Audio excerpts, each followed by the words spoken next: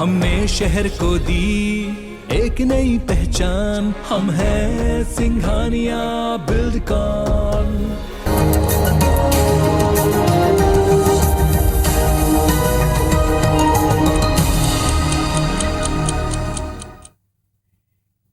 तो साथ की बड़ी बात में एक बार फिर से आप सभी का स्वागत है और बुलेटिन की शुरुआत करेंगे देश में बढ़ते कोरोना संक्रमण की खबर से। लेकिन उससे पहले आपको दिखाते हैं मध्य प्रदेश छत्तीसगढ़ की दो बड़ी खबरें जिन पर आज दिन भर हमारी नजर रहेगी। छत्तीसगढ़ की अगर बात की जाए तो सीएम भूपेश बघेल खैरागढ़ महोत्सव का आगाज करेंगे, इसके साथ ही वो विकास कार्यों की सौगात देंगे। वहीं दूसरी तरफ मध्य प्रदेश में सीएम शिवराज सिंह चौहान हितग्राहियों को आवास की सौगात देंगे और परिवारों को गृह प्रवेश कराएंगे।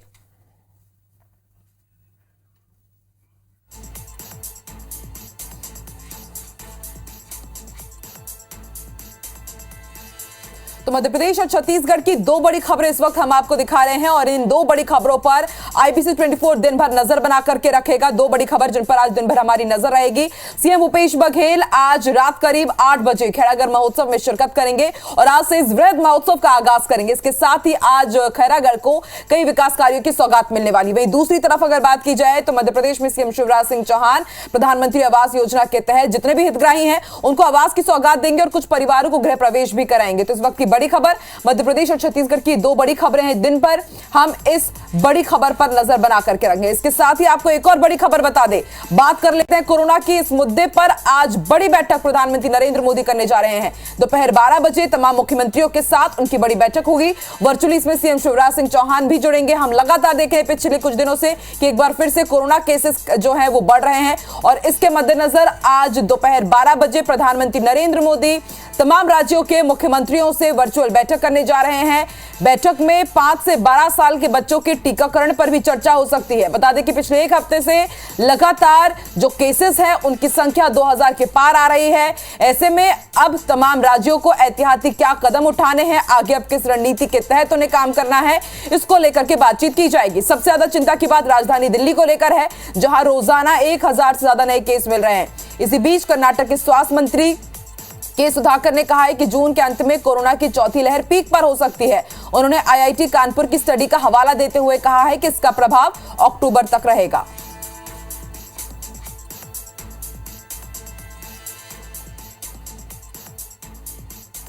तो दोपहर 12 बजे आज प्रधानमंत्री नरेंद्र मोदी बड़ी बैठक वर्चुअली करने जा रहे हैं। इसको लेकर के पल पल की अपडेट आपको देते रहेंगे। लेकिन इसके साथ ही जान लेते हैं आज सीएम भूपेश बघेल खैरागढ़ दौरे पर रहने वाले हैं। ज्यादा जानकारी के लिए हमारे साथ इस वक्त दो रिपोर्टर्स जुड़े हुए हैं। रायपुर से हमारे साथ हमारे सहयोगी स्टार जुड़े हैं, तो वहीं मध्य प्रदेश की अगर बात की जाए तो हमारे साथ नीलम गुरवे भोपाल से जुड़ रहे हैं। रायपुर की अगर बात की जाए स्टार, सबसे पहले आपसे बातचीत कर लेते हैं। कोरोना की चौथी लहर की आहट है, इसी बीच सीएम भूपेश बघेल आज प्रधानमंत्री जो बड़ी बैठक लेने जा रहे हैं मुख्यमंत्रियों के साथ कोरोना को लेकर के, उसमें शामिल होंगे। क्या कुछ एजेंडा रहेगा इस मीटिंग में? और छत्तीसगढ़ में अगर कोरोना की बात की जाए तो अभी ताजा हालात कैसे हैं?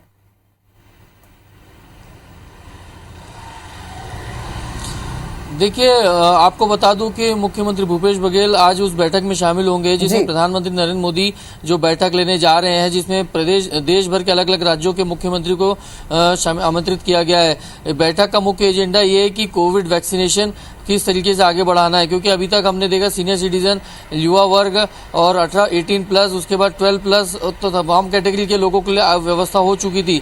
लेकिन बच्चों के लिए किस प्रकार से व्यवस्था करनी, क्योंकि जिस प्रकार से कोरोना की चौथी लहर देखने को मिल रही है दिल्ली और आसपास के क्षेत्रों में, उसने वापस प्रतिबंध लगाने को मजबूर कर दिया राज्यों को।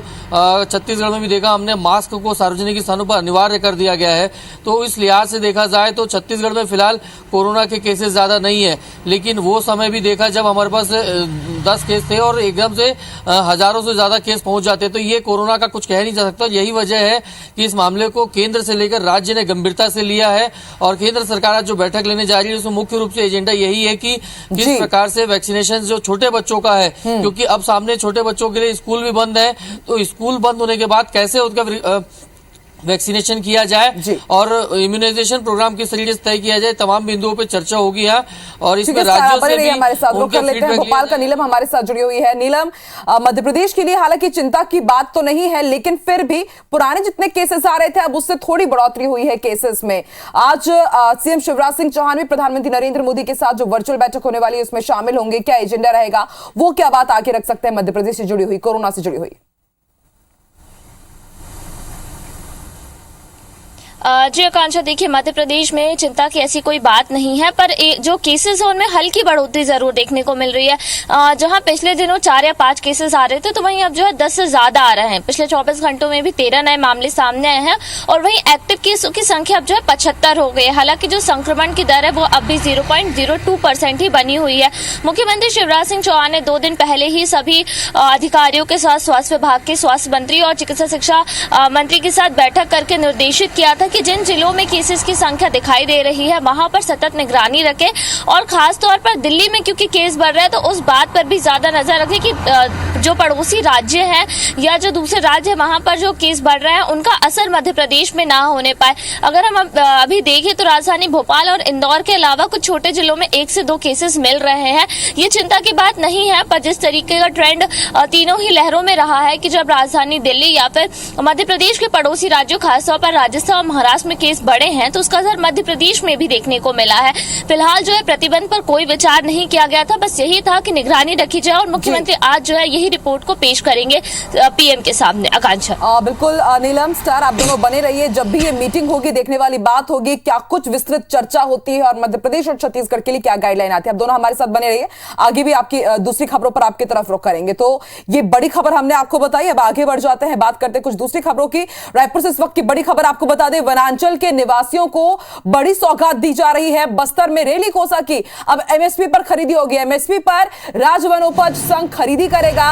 लघु वनोपज संघ और रेशम संचालनालय में एमओयू हुआ है। सीएम भूपेश बघेल की घोषणा पर अमल की शुरुआत हो चुकी है। छत्तीसगढ़ में आपको बता दें 8 से 10 करोड़ रेली कोसा का वार्षिक उत्पादन होगा। इस वक्त की बड़ी खबर और एक बड़ी सौगात।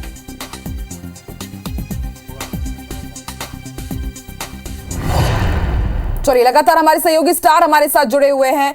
स्टार, जानकारी दीजिए कि जो एक बड़ा एमओयू हुआ है, रेली कोसा की खरीदी की जाएगी वनोपज, अब इसको लेकर के एक नई कवायद शुरू है। क्या एजेंडा इसका रहेगा और किस तरह से ये पूरा प्रारूप काम करने वाला है?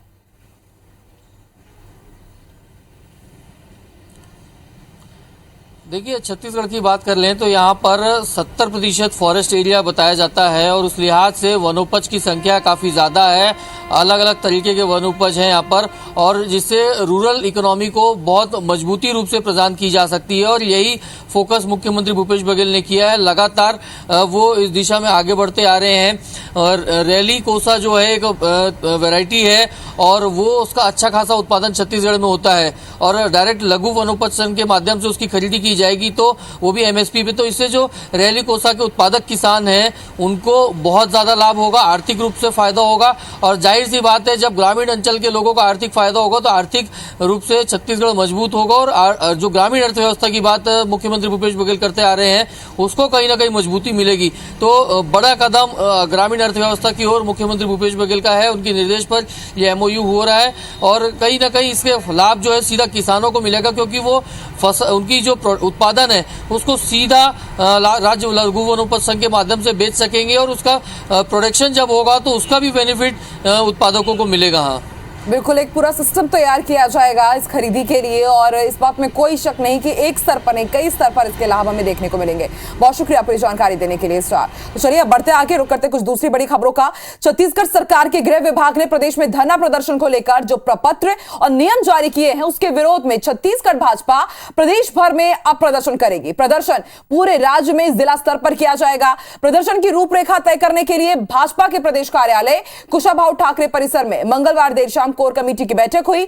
बैठक में नेता प्रतिपक्ष धर्मलाल कौशिक, पूर्व मुख्यमंत्री डॉक्टर रमन सिंह, पूर्व मंत्री ब्रजमोहन अग्रवाल और प्रदेश भाजपा पदाधिकारी शामिल हुए। बैठक के बाद मीडिया से बात करते हुए नेता प्रतिपक्ष धर्मलाल कौशिक ने कहा कि कांग्रेस सरकार की वादा खिलाफी पर प्रदेश में चौतरफा विरोध प्रदर्शन चल रहा है। सरकार लोकतांत्रिक ढंग से विरोध कर रहे लोगों को कुचलने के लिए काला कानून लाई है। चेतावनी देने के बाद यदि नहीं मानेंगे तो फिर हमारा प्रदर्शन होगा, आंदोलन होगा, चाहे उसके लिए भारतीय जनता पार्टी कार्यकर्ता को जेल जाना पड़े, पीछे नहीं हटेंगे। लेकिन इस कानून को सरकार को वापस लेना चाहिए। प्रारंभिक चर्चा किए हैं, इसकी तारीख भी तय कर देंगे और तारीख तय करने के बाद में जिला स्तर पर इस कार्यक्रम को हम प्रारंभ करेंगे। चलिए और ज्यादा जानकारी के लिए रुक कर लेते हैं एक बार फिर से रायपुर का हमारे सहयोगी स्टार लगातार हमारे साथ बने हुए हैं। स्टार, बीजेपी ने पूरी तैयारी कर ली है कि जो धरना प्रदर्शन के लिए नया गाइडलाइन जारी किया गया है, अब किस तरीके से उसके खिलाफ आवाज बुलंद की जाए, क्या एजेंडा रहेगा और किस तरह से रणनीति बनी है? कल बीजेपी कोर कमेटी की बैठक हुई है।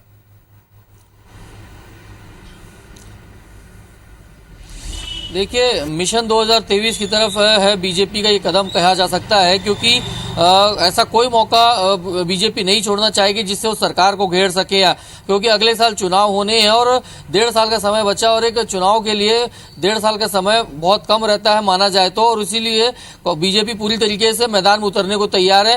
खैरागढ़ उपचुनाव में भी हमने देखा था किस तरीके से दमदारी से बीजेपी ने चुनाव लड़ा था। परिणाम जो भी रहे हो, लेकिन जो सक्रियता बीजेपी की दिखी थी, जो कार्यकर्ताओं की सक्रियता दिखी थी, बीजेपी वो सक्रियता को खोना नहीं चाहती, और यही वजह है कि जैसे एजेंडा एक मुद्दा हाथ लगा है, तत्काल उस पर अब सरकार को घेरने की कोशिश में लग गई बीजेपी। जो धरना प्रदर्शन जाहिर सी बात है अलग अलग जगह चल रहे थे, और हालांकि सरकार से उनकी बातचीत जारी आंदोलनकारियों से, लेकिन आंदोलन जिस तरीके से चल रहे थे उससे कहीं ना कहीं लंबे खींच जा रहे थे, और इससे साफ हो रहा था कि शायद आंदोलन को लेकर सरकार के बीच में नेगेटिव छवि जारी है। और जो नियम सरकार ने बनाया, प्रशासन ने बनाया कि बिना पूर्व सूचना के कोई भी आंदोलन नहीं चला जा सकता, धरना नहीं किया जा सकता। उसकी वजह ये थी कि लॉ एंड ऑर्डर की स्थिति न बिगड़े, क्योंकि अमूमन देखा गया कि राजधानी रायपुर की बात कर लें तो जो आंदोलन 1-2 दिन के लिए होता था वो 1-1 महीना तक चल रहा था, जिससे रायपुर के लोगों को, राजधानी के लोगों को खासा दिक्कतों का सामना करना पड़ रहा था। तो बीजेपी अब इस बात को लेकर आंदोलन करने जा रही है कि धरना देना, रैली प्रदर्शन करना ये मौलिक अधिकार है लोगों का, लोकतंत्र में अधिकार दिया हुआ है। देखते हैं, अपना अधिकार है, लोकतंत्र की बात कही जा रही है। इस धरने प्रदर्शन का बीजेपी जो रणनीति बना रही है, कितना उसका असर होगा ये भी देखने वाली बात होगी। शुक्रिया पूरी जानकारी देने के लिए। तो चलिए अब बढ़ते हैं आगे, बात करते हैं कुछ दूसरी खबरों की। बुलेटिन में अब बात अच्छी खबर की, जी हां, जो कि आपसे जुड़ी हुई है। भारी विरोध प्रदर्शन के बाद रेलवे ने छत्तीसगढ़ से गुजरने वाली 11 जोड़ी रद्द ट्रेनों में से 3 जोड़ी यानी कि 6 ट्रेनों को फिर से बहाल करने का फैसला लिया है। सीएम भूपेश बघेल की पहल पर रेल मंत्रालय इन ट्रेनों को बहाल करने का आदेश जारी कर चुका है, जिसमें छत्तीसगढ़ एक्सप्रेस, इसके साथ Samta express, Secunderabad Raipur Secunderabad express train को बहाल कर दिया गया है। बता दें कि कल ही सीएम भूपेश बघेल ने रेल मंत्री अश्विनी वैष्णव से फोन पर बात की थी और छुट्टियों और शादी के सीजन में यात्रियों को हो रही परेशानी से अवगत कराया था। साथ ही रद्द ट्रेनों को फिर से बहाल करने की मांग की थी, जिसके बाद रेलवे ने 3 जोड़ी ट्रेनों को फिर से शुरू करने का फैसला किया है। 22 ट्रेनों को रद्द करने के बाद अब रेलवे के इस फैसले से यात्रियों को थोड़ी राहत जरूर मिलेगी। बता दें कि कल ही छत्तीसगढ़ कांग्रेस ने पीसीसी चीफ मोहन मरकाम के नेतृत्व में डीआरएम ऑफिस का घेराव भी किया था। अब रद्द ट्रेनों को शुरू करने की मांग की है।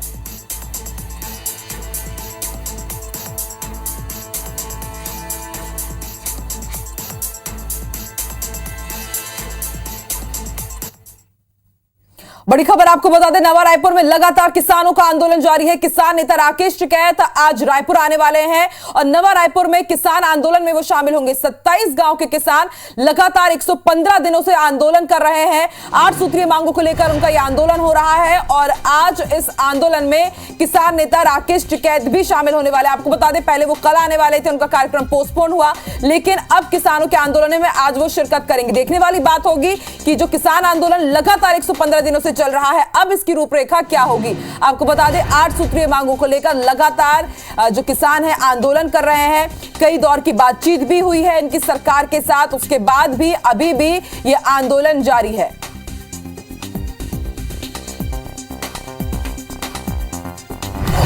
रुख करेंगे बड़ी खबर का और एक अच्छी खबर का, क्योंकि अगर आप भोपाल वासी हैं, मध्य प्रदेश वासी हैं, तो आज जो आवास है, प्रधानमंत्री आवास योजना, उसकी सौगात मिलने जा रही है। सीएम शिवराज सिंह चौहान आज गृह प्रवेश कराएंगे। 21,000 परिवारों को आज आवास मिलेंगे। 1 लाख से ज्यादा आवास आज वितरित किए जाएंगे और इसके साथ 30,000 से ज्यादा आवासों का भूमि पूजन भी करेंगे सीएम शिवराज सिंह चौहान। तो और ज्यादा जानकारी के लिए रुख कर लेते हैं भोपाल का हमारी सहयोगी नीलम लगातार हमारे साथ जुड़ी हुई है। नीलम, बात की जाए तो आज एक बड़ी सौगात मिलने वाली है प्रधानमंत्री आवास योजना के तहत। कुछ लोगों को गृह प्रवेश भी कराया जाएगा और फिर भूमि पूजन भी कराया जाएगा। कब इस कार्यक्रम का आयोजन किया जाएगा और क्या रणनीति रहेगी? जी आकांक्षा, दोपहर 3 बजे इसका आयोजन राजधानी भोपाल के कुशाभाऊ ठाकरे इंटरनेशनल सेंटर से किया जाने वाला है। यहाँ पर करीब 1 लाख से ज्यादा हितग्राही है जिन्हें प्रधानमंत्री आवास योजना शहरी के तहत लाभ दिया जाना है। इनमें से करीब 21,000 जो है नए गृहों में गृह प्रवेश करवाया जाएगा। वहीं 30,000 से ज्यादा नए आवास के लिए भूमि पूजन भी किया जाएगा। इस दौरान मुख्यमंत्री शिवराज सिंह चौहान जो लाभान्वित होने वाले हितग्राही हैं उनसे बातचीत भी करेंगे। तो एक ये बड़ी सौगात जो है शहरी योजना के तहत लोगों को मिलने जा रही है। करीब 3900 करोड़ रुपए का जो है लाभ यहाँ पर वितरित किया जाना है। राजधानी भोपाल के कुछ हितग्राही यहाँ पर जो है कुशाभाऊ ठाकरे हॉल में मौजूद रहेंगे। वहीं जो प्रदेश के अन्य जिलों के हितग्राही हैं वो वर्चुअली यहाँ पर जुड़ेंगे और सीएम शिवराज सिंह चौहान उनसे बातचीत भी करेंगे। आकांक्षा, क्या आप भी नजर बना के रखिएगा, जब कार्यक्रम होगा तो एक बार फिर से आपकी तरफ रुख करेंगे। नीलम, शुक्रिया पूरी जानकारी के लिए। तो चलिए नीलम हमको जानकारी दे रही थी, बढ़ते आके रुक करेंगे कुछ दूसरी खबरों का। तो आज खैराघर महोत्सव का आगाज होने जा रहा है और सीएम भूपेश बघेल आज इस बड़े महोत्सव का शुरुआत करेंगे, आगाज करेंगे। करीब 6 करोड़ 51 लाख रुपए के कार्यों का भूमि पूजन किया जाएगा और इसके साथ चिटफंड कंपनी के जो निवेशक हैं उनको भी राशि लौटाई जाएगी और निवेशकों को करीब 1.5 करोड़ रुपए की राशि लौटाई जाएगी। 9 स्वामी आत्मानंद उत्कृष्ट अंग्रेजी स्कूलों का आज लोकार्पण किया जाएगा और राजनांदगांव जिले के स्थापित स्कूलों का भी लोकार्पण होगा।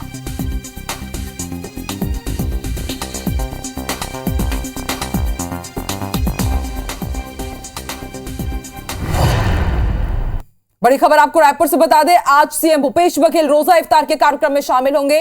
नेताजी सुभाष स्टेडियम में दावते रोजा इफ्तार का कार्यक्रम रखा गया है और शाम 6 बजे दावते रोजा इफ्तार में वो शामिल होंगे। आपको बता दें रमजान का पावन महीना चल रहा है और आज एक वृहद कार्यक्रम रखा गया है नेताजी सुभाष स्टेडियम में रोजा इफ्तार का और आज उसमें सीएम भूपेश बघेल भी शामिल होंगे। शाम 6 बजे रोजा इफ्तार में शामिल होंगे सीएम भूपेश बघेल।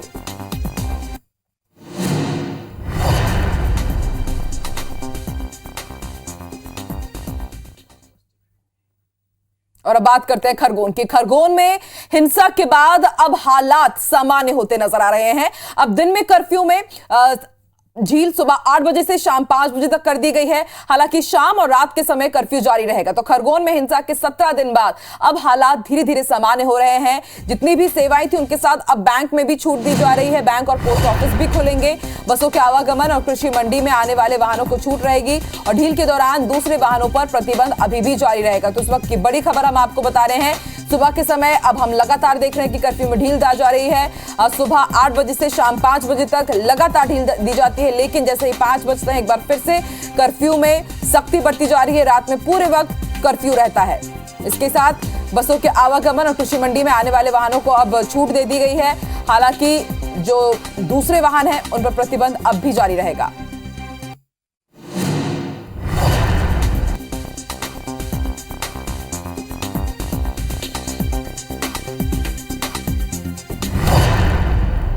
बड़ी खबर आपको बता दें, रायपुर छत्तीसगढ़ में पुलिस कर्मियों का बड़े पैमाने पर तबादला किया गया है। इसमें निरीक्षक, उप निरीक्षक, सहायक उप निरीक्षक, प्रधान आरक्षक और आरक्षकों का ट्रांसफर किया गया, जिसका आदेश डीजीपी अशोक जुनेजा ने जारी किया है।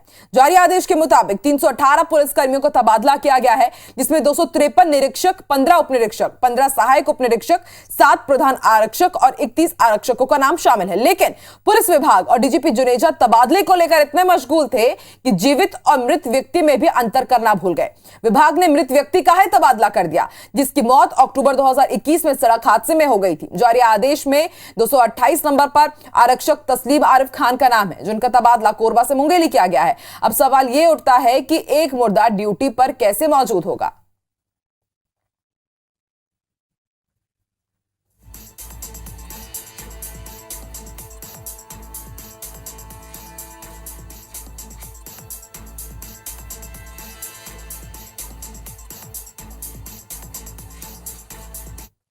और अब क्राइम न्यूज आपको देते हैं। राजधानी रायपुर में आधी रात को हुए एक बड़े हादसे में बुजुर्ग महिला की जलने से मौके पर ही संदिग्ध मौत हो गई। देर रात वीआईपी रोड स्थित अशोका रत्न सोसाइटी के सामने स्थित एक घर में आधी रात को लगी आग में जलने से 70 वर्षीय बुजुर्ग महिला की मौके पर ही मौत हो गई।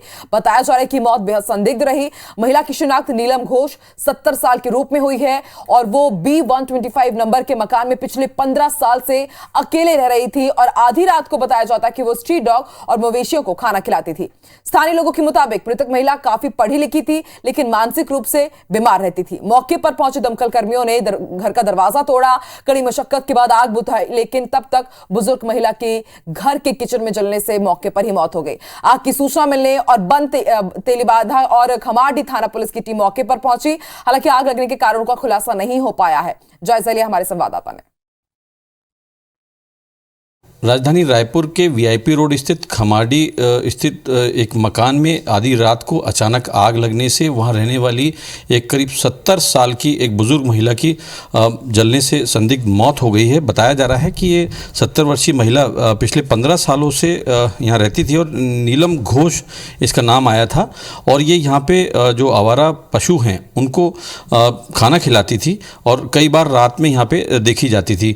और फिलहाल ये पिछले 15 सालों से यहाँ पे रहती थी, अकेली यहाँ पे रहती थी और आज आधी रात को यहाँ पे अचानक से आग लगने की वजह से किचन में जो है, जिस तरीके से दर्शक हमारे देख पा रहे हैं कि उस महिला को किचन में, यहाँ इसका किचन था, यहाँ पे आग लगी है। अभी हालांकि आग लगने का कारणों का खुलासा नहीं हुआ है, लेकिन ये महिला जो है यहाँ पे जल के यहाँ पे उसकी मौके पे मौत हो गई। फिलहाल अभी यहाँ पे फायर ब्रिगेड और पुलिस की जो पार्टियाँ हैं, खमाड़ी थाना की पुलिस की पार्टी, तेलीबांधा पुलिस पार्टी मौके पहुंची। अभी फिलहाल महिला की संदिग्ध मौत के कारणों का खुलासा नहीं हुआ है, लेकिन एक ये बड़ी खबर यहाँ पे निकल के आई है कि ये महिला जो है 70 वर्षीय नीलम घोष इसका नाम बताया गया, इसकी मौके पे दर्दनाक मौत हो गई है। कैमरामैन किशोर के साथ तहसीन जैदी, IBC 24 रायपुर।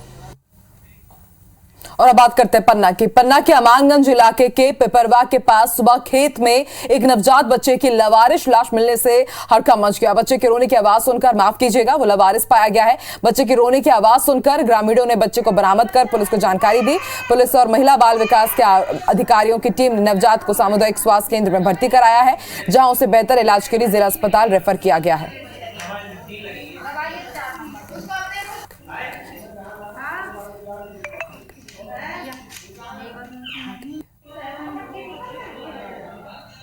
पूरे 9 महीने का जीवित है, अभी स्वस्थ अवस्था में। थोड़ा उसके शरीर में कुछ चोटें थी, वो शायद फेंकने की वजह से आई होगी। उसको प्राथमिक उपचार के बाद SNC DH पन्ना के लिए भेजा जा रहा है। वहाँ से लेके अमानगंज के बीच में बच्चा मिला है जो लगभग कल ही पैदा हुआ है, ऐसा प्रतीत हो रहा है। उसको पुलिस की सहायता से हमने अभी अमानगंज सामुदायिक स्वास्थ्य केंद्र में एडमिट किया है, जहाँ डॉक्टर साहब ने उसका उपचार भी किया और बच्चा पूर्ण स्वस्थ है। चलिए, और इसी के साथ इस बुलेटिन में फिलहाल इतना ही। देश दुनिया की तमाम बड़ी खबरों के लिए आप IBC 24 देखते रहिए और आगे देखिए छत्तीसगढ़ी भाषा का हमारा खास बुलेटिन हमर बानी हमर गोत, मेरी सहयोगी रचना नितेश के साथ। शुक्रिया कांशा।